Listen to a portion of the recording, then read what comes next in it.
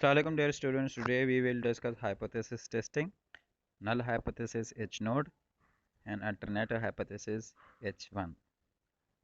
नल hypothesis ये होता है फॉर एग्जांपल एक रिसर्चर है वो कहता है कि मेरे पॉपुलेशन मीन म्यू की वैल्यू 23.5 है फॉर एग्जांपल। तो दूसरा एक रिसर्चर या एक बंदा कहता है कि नहीं, मैं वो उसको आपकी वैल्यू को रिजेक्ट करता हूँ या चैलेंज करता हूँ कि आपकी पॉपुलेशन मीन म्यू की वैल्यू 23.5 नहीं है, उससे ज़्यादा है या उससे कम है। तो इसको अल्टरनेटिव हाइपोथेसिस कहते हैं। ठीक है, एक नल हाइपोथेसिस हो गया, एक अल्टरनेटिव हाइपोथेसिस हो गया।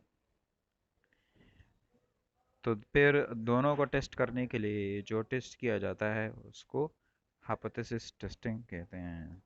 तो वो कैसे किया जाता है, आइए देखें। हाइपोथेसिस टेस्टिंग एक मफरूज़ा होता है।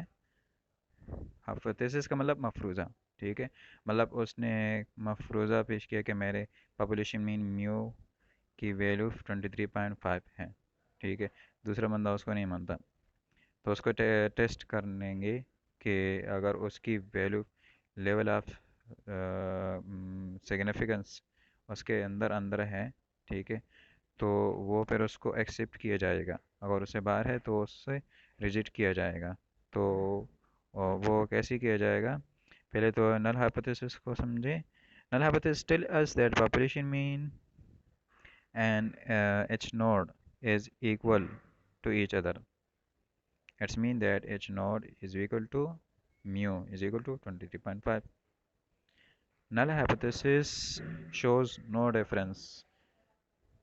Null hypothesis should always be equal to mu population parameter और population mean।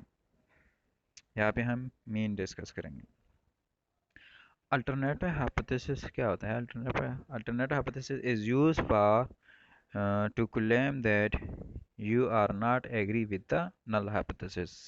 It is also called a research hypothesis. इसके ऊपर रिसर्च करते हैं कि आपकी जो पॉपुलेशन मीन म्यू की वैल्यू है वो आया, इसको हम एक्सेप्ट करें या रिजेक्ट करें, मतलब आप उसको क्लेम कर रहे हैं। So we can say that alternative hypothesis is not equal to mu or 23.5, or we can also say that alternative hypothesis H1 is greater than mu 23.5, or we can say that alternative hypothesis H1 is less than population mean mu 23.5।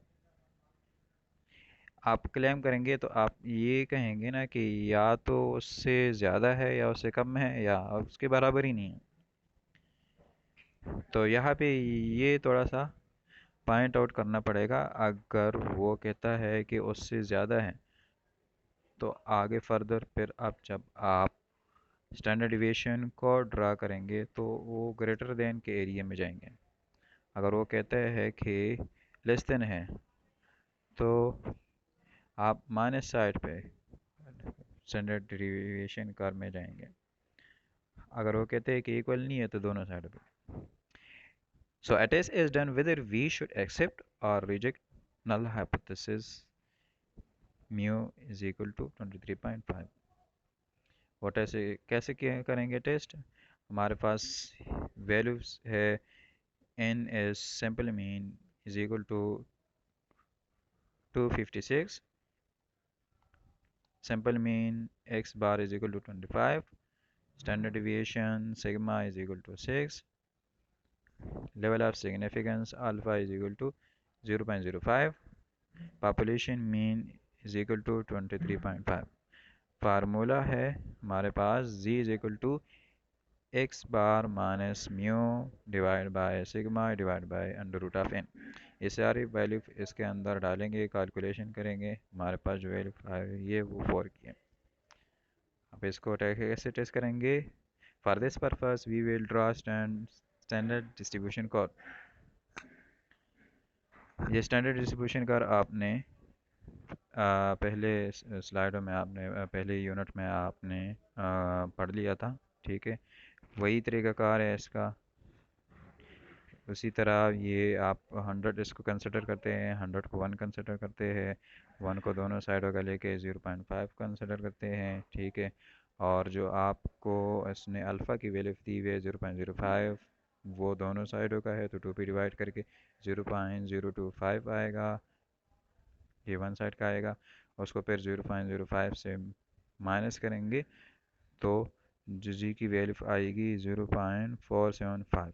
अब 0.475 अगर यहाँ पे आप जी table पे check करें तो ये हमारे पास 1.96 के बराबर है। 1.96 इसकी वैल्यू आ गई, सिग्निफिकेंस क्रिटिकल वैल्यू आ गई। तो अब दोनों को कंपेयर करें, एक तरफ जी की वैल्यू 4 है, दूसरी तरफ जो है ना 1.96 है। तो 1.4 1.96 की रेंज से ज़्यादा है, तो इस वजह से हम इस अब नल हाइपोथेसिस को रिजेक्ट करेंगे। ठीक है, सो और answer is z is equal to 4 is higher than 1.96, therefore we will reject our null hypothesis. Hope you understand. Thank you. Love is